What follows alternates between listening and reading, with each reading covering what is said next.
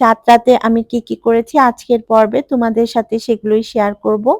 আসলে আমরা যারা হোম মেকার আছি তাদের চাঁদ-রাত বলে কোনো কিছু থাকে না।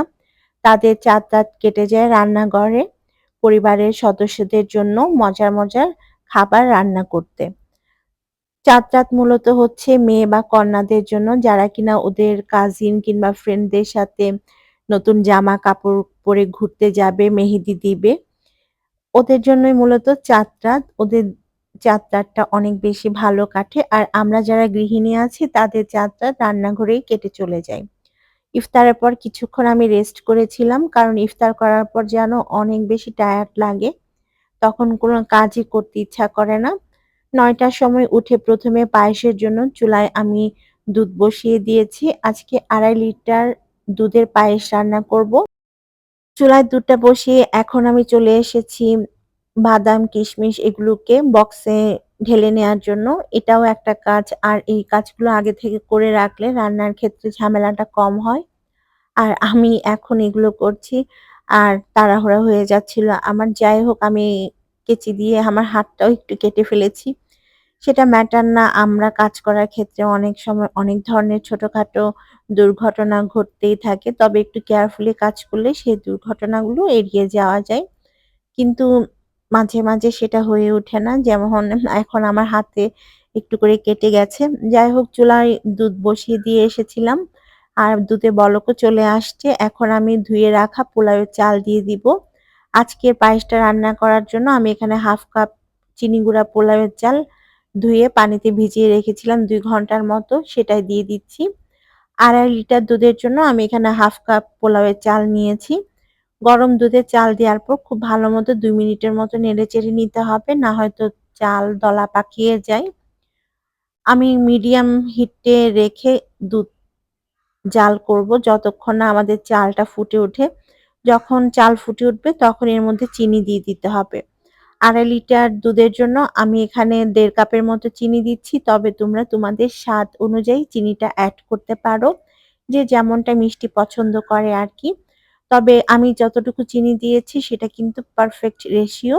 এর চাইতে বেশি বা কম দিলে পায়েসটা খুব একটা মজা হয় না। আর হ্যাঁ, তোমরা অবশ্যই একটু করে লবণও দিয়ে দিবে। যেকোনো মিষ্টি জাতীয় খাবারে দেখবা একটু লবণ দিলে এর স্বাদ অনেক গুণ বেড়ে যায়। পায়েসটা চুলায় আমি মিডিয়াম টু লো হিটে বসিয়ে এসেছি। এখন মাঝে নেড়েচেড়ে দিলেই হবে। এখন আমি চলে আসছি পুডিং বানানোর জন্য। পুডিং এর মিশ্রণটা রেডি করব। আমার ছেলেরা বলেছে পুডিং খাবে।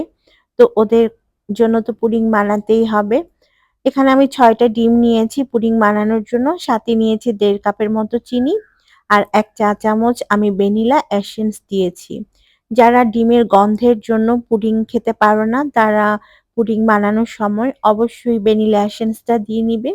তাহলে কোনো ধরনের পুডিংয়ে ডিমের গন্ধ আসবে না আর খেতে অনেক বেশি মজার হবে। চিনি আর ডিম যখন ভালো মতো মিশিয়ে নেওয়া হবে তখন এর মধ্যে আমি 1/2 লিটার দুধ দিয়ে দিচ্ছি।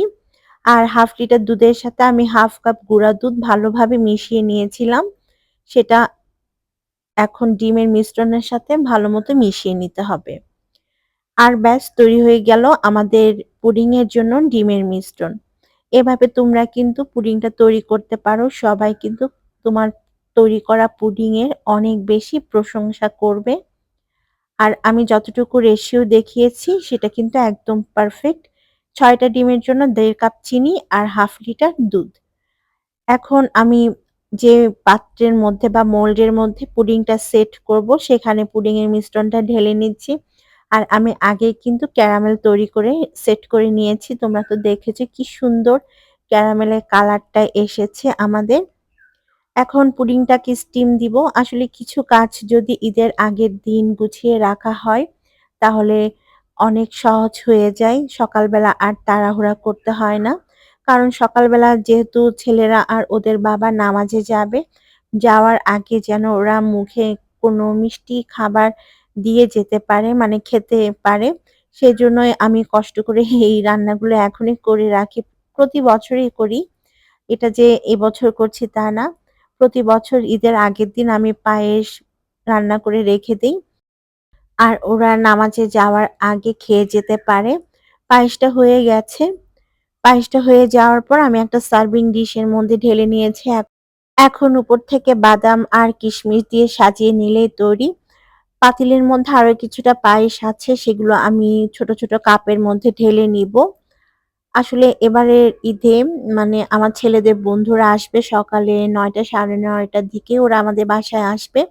তাই আগে থেকে কিছু রেডি করে না রাখলে সকালে ওদেরকে কি খেতে দিব এই চিন্তায় আমি অস্থির হয়ে যাচ্ছি। তাই ভাবলাম চাঁদ রাতের দিনে ওদের জন্য পায়েস, পুডিং আর বিরিয়ানি করব। আমি বিফ বিরিয়ানি, বিরিয়ানির মাংসটাও রান্না করে ফ্রিজে রেখে দিব। আর সকালে উঠে হচ্ছে বিরিয়ানিটা রান্না করে ফেলবো। সেই সাথে আর বাকি রান্নাগুলো আস্তে, আস্তে করা যাবে। এই তো আমার পায়েস রান্না শেষ। বাকি যে পায়েসটা আছে সেগুলো আমি কাপের মধ্যে ঢেলে নিচ্ছি।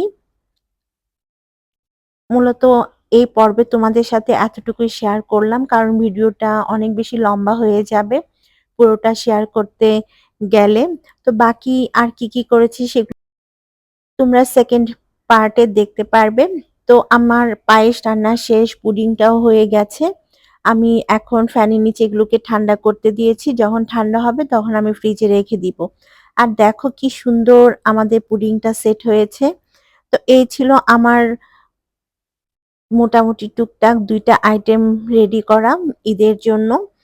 বাকি কি করেছি সেগুলো দেখতে আমার পেজটাকে ফলো দিয়ে রাখতে পারো। আল্লাহ হাফেজ।